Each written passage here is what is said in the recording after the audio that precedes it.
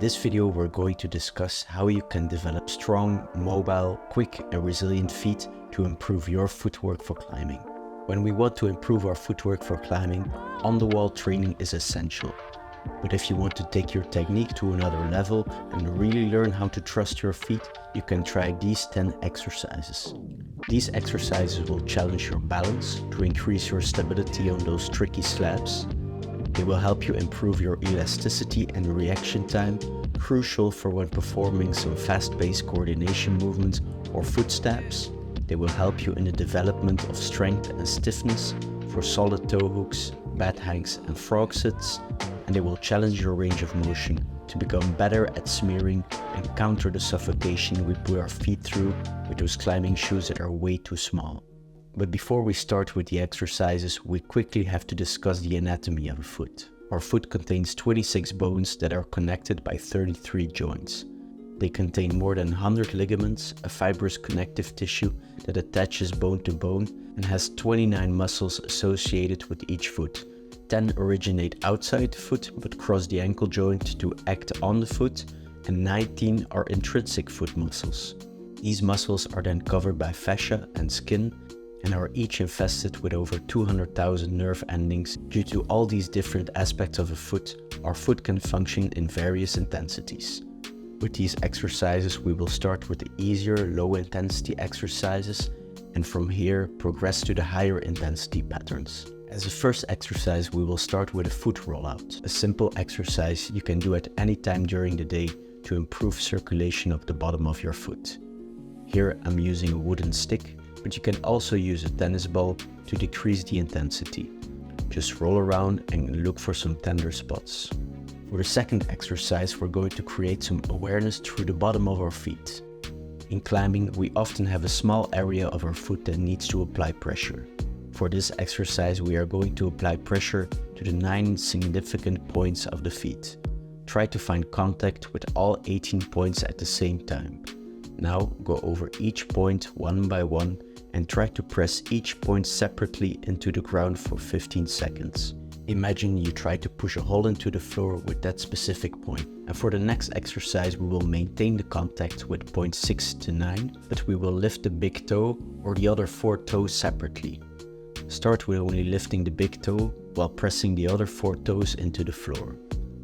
After this, switch it up and now press the big toe into the floor while lifting the other 4 toes for 15 seconds.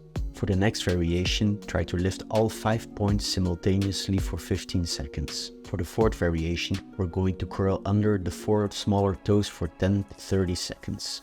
After this, repeat it with the big toe again for 10 to 30 seconds. For the fifth variation, we are going to switch from working on the bottom of the feet to the top of the feet while maintaining our balance.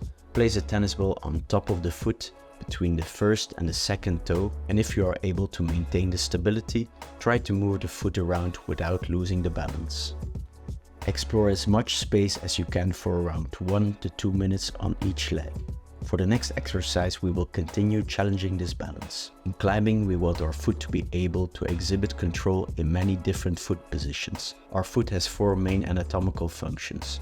When we lift our heel and plant our foot into the floor, we are performing a plantar flexion. If you stand on your heel and you lift the dorsal side of your foot, it is a dorsiflexion. When we move our feet sideways, it is called inversion and eversion.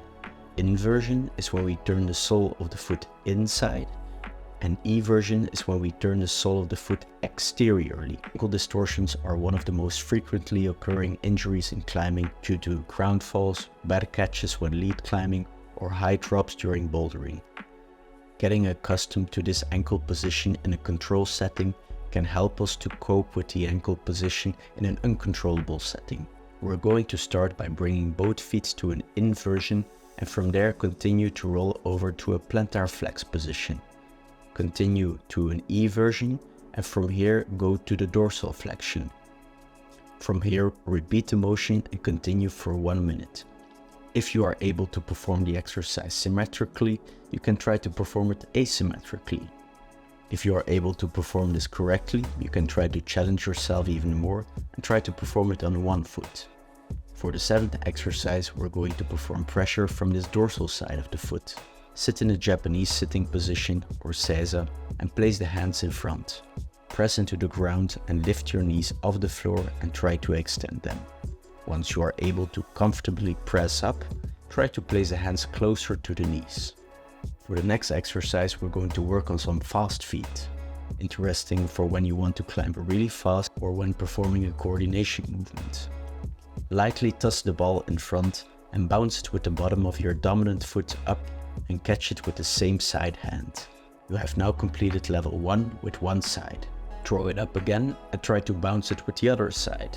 From here, you can progress to level 2, where you perform 2 bounces. Keep progressing through the levels until you are able to perform 10 clean repetitions on both sides. From here, you can try alternating between both feet. Try to work towards 100 bounces. We want to develop elasticity on both sides of the foot, so you can also try the opposite by kicking the ball upwards. Progress through the same structure, starting with the singles, and progress to alternating between left and right. For the 9th exercise, we're going to combine both variations. Toss the ball in front and perform the first foot bounce with the bottom of the foot. From here, try to switch to the dorsal side. Again, try to progress through the levels, and once you are able, you can alternate between left and right. And for the last exercise, you can try to balance barefooted on a rail. This will continually obligate you to search for balance and is a great exercise to develop proprioception in the foot, which will allow you to really trust your feet. And there we have it, 10 exercises to improve our feet off the wall, to improve our footwork on the wall. And don't forget to like and subscribe if you want more movement insights to improve your climbing technique.